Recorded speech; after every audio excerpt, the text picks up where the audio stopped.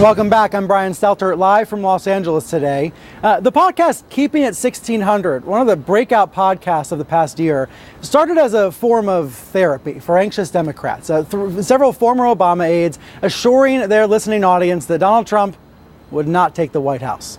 Well, now with President Trump in office, the podcast has become a business. They call it Crooked Media, and it really is sort of a voice of the opposition.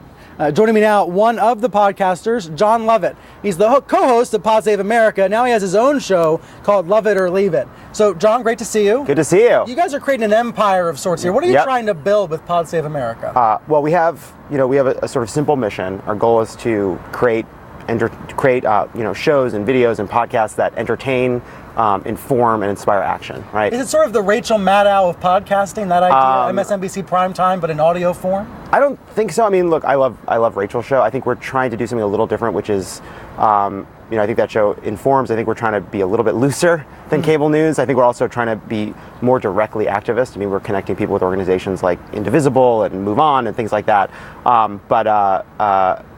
So I mean, it's its own thing.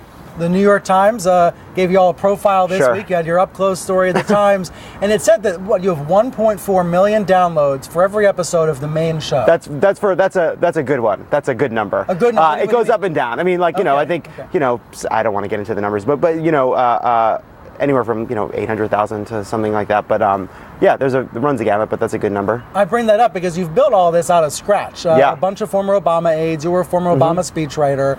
What is the goal? What are you all trying to do? I think we started this because we were frustrated as people who had been in politics, but also frustrated as news consumers, right? That cable news, with some present company accepted, sort of speaks in a dead language, and the dead language of cable news, right? The tone, the tenor, the substance, the people. It's it's inaccessible. It's alienating for millions and millions of young people, right? It's literally called cable news, and millions of young people are cutting that cable, right? I mean, so.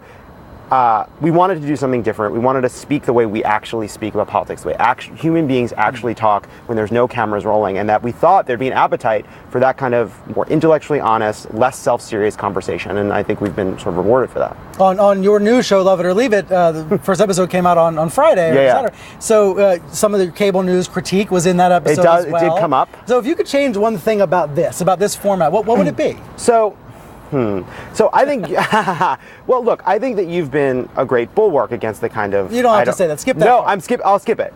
Look, here's an example. You go after Hannity on this show, right? You say he's intellectually dishonest. He doesn't care about the truth. He doesn't care about what his audience cares about, right? But then you turn on CNN, and Hannity's got a little beachhead on half the shows on this network. You turn it on, and there's a big giant panel. And you have Jeffrey Lord and Kayleigh McEnany. Absolutely, and you look at that giant panel, and it's smart person, stupid person, smart person, smart person, bullshit. Why does it help you to insult Trump supporters like that? I'm not insulting the Trump supporters. You just call them stupid people. I'm not calling the Trump supporters stupid people. I'm calling the people that CNN puts on television are terrible representatives of the views of conservatives. They're terrible representatives of the kind of politics we should have. I mean, these are not intellectually honest people. These are people building a brand. These are people willing to say anything. And the same criticism you direct at Hannity, you could direct at the people that CNN puts on the air. I mean, I've said this before, but I think it's true. So often on CNN, there's a world-class journalist interviewing campaign rejects and ideologues and silly, craven people who do not care about informing people,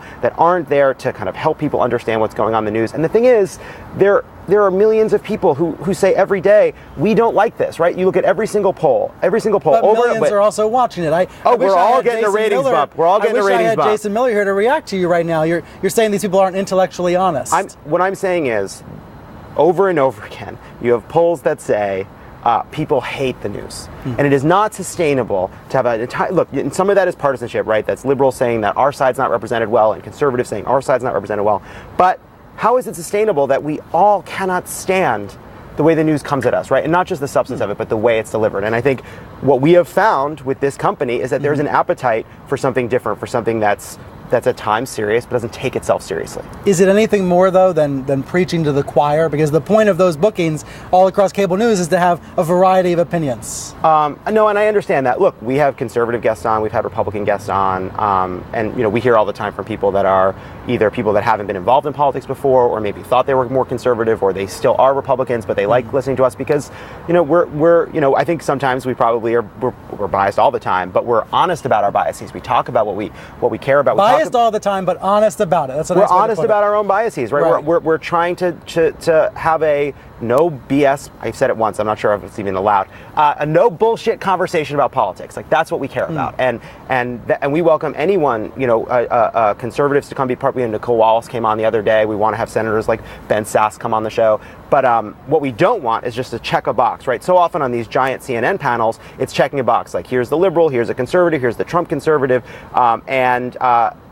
I just don't know what the value is of that conversation. Who comes away? Well, I think we need to hear what all of them are thinking. Who comes away from a 10-person panel on CNN thinking, "Wow, I really understand that story, and I feel super pleased with my experience." All right, next time you come back, I'm going to try to book you with 7 other people. Please, and we'll try to make it work. I can overwhelm 7 people. Oh, okay. All right, John, great to see you. Thank you for being here.